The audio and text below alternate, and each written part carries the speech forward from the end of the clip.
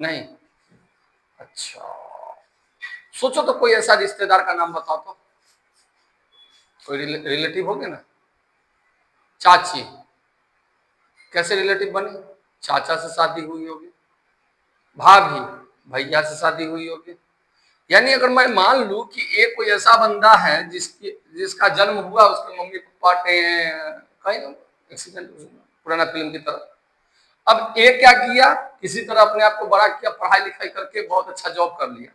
अब ये बोलेगा कि मैं शादी ही नहीं करूंगा, क्या इसका कोई रिश्तेदार है? नहीं है। अब ये बोल दिया शादी नहीं करूंगा, क्या रिश्तेदार होगा इसका? नहीं होगा। अकेले आया, अकेले दुनिया से चला जाएगा।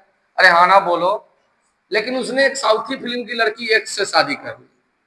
मैंने साउथी फिल्म की बोला कि देखोगे साउथी फिल्म के हीरोइन में बहुत सारा रिश्तेदार निकल के आते हैं, इसके बहुत सारे रिश्तेदार निकलेंगे, ये फलाना ढिमला ढिमला ढिमला। अब जो ही इसकी शादी हुई, इसका मतलब इसके इतने रिश्तेदार बन गए कि नहीं बन गए? अरे गौर करो, बने कि नहीं बने? तो रिश्ता होने के लिए, रिलेशन होने के लिए क्या होना चाहिए? शादी होनी चाहिए। अब शादी के लड़का लड़की में होता है कि एक घर से दूसरे घर में होता है, एक घर से दूसरे घर में शादी होता है। तो शादी होने के बाद बहुत सारे रिश्ते कन्वर्ट होकर आते हैं। अरे हाँ ना बोलो। तो अब ये बताओ कि ये सारे रिलेशन जो बनते हैं, तो दोनों घर में जो शादी होनी चाहिए, दोनों घर कैसा होना चाहिए, इसको पहले बताओ। दोनों घर कैसा होना चाहिए ये बताओ जल्दी फटाफट। दो घर में शादी होनी चाहिए तो दोनों घर कैसा होना चाहिए, बोलो बोलो बोलो बोलो बोलो। कैसा होना चाहिए? लाल पीला हरा? हाँ, तो शादी होगा तो दोनों में कोई लड़का होगा, कोई लड़की होगी, तो कैसा घर होना चाहिए? कुछ जवाब देता है अच्छा घर होना चाहिए। और जिसका घर अच्छा नहीं रहता शादी नहीं होता है क्या उसका? होता है। दोनों घर नॉन इम्पटी होना चाहिए। चमका।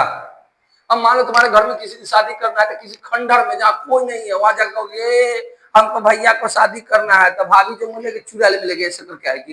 अरे हाँ ना बोलो। समझ में आया कि नहीं समझ में आया?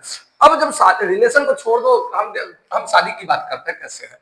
मान लो ए कोई घर है, कितना कौन घर है? ए, जिसका एलिमेंट है ए बी सी। हम ज्यादा रिश्तेदार को अभी नहीं घसटते हैं।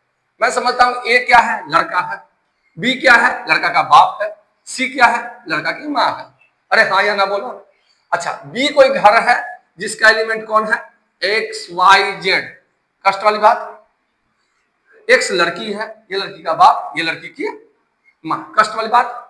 चलो अब रिलेशन क्या बनेगा? ए का रिलेशन एक्स से बना। ए ने शादी किया किससे? एक्स से। जो वही शादी हुआ, रिश्ता बन गया। अरे बोलो, ये लड़का है, ये लड़की का बाप, जितना बार पैर छुएगा 500, यानी ए वाई। कष्ट वाली बात।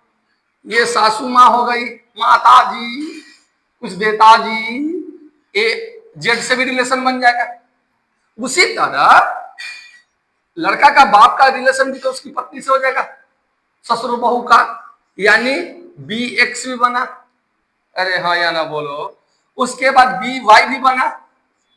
अरे कष्ट वाली बात। सबसे मोस्ट इंपोर्टेंट रिलेशन लड़का का बाप और लड़की की माँ। आज हमारे दिल में गजब ये उलझन है, दोनों गाना गाएगा। अरे हाँ ना बोलो।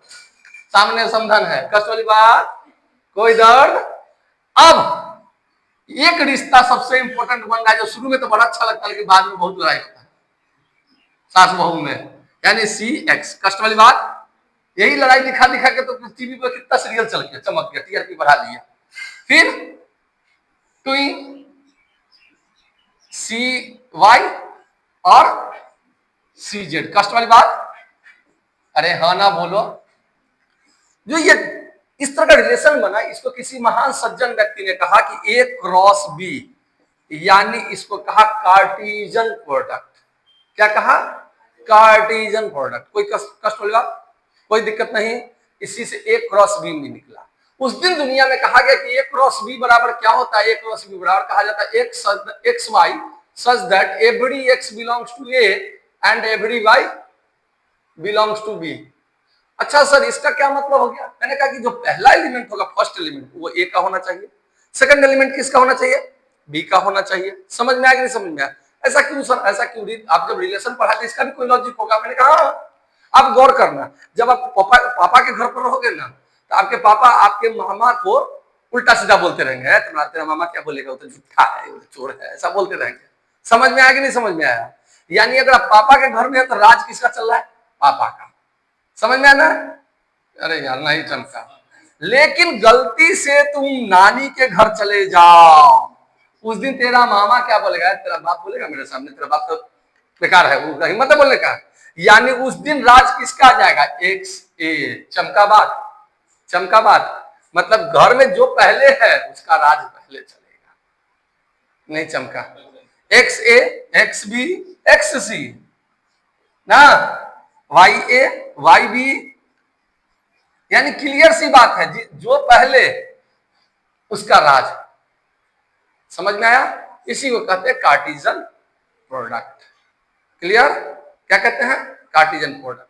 तो आप लोग हेडिंग में रिलेशन ना देके कार्टेशियन प्रोडक्ट दीजिए, ठीक है? कार्टेशियन प्रोडक्ट देके इसको नोट कर लीजिए, फटाफट नोट कीजिए।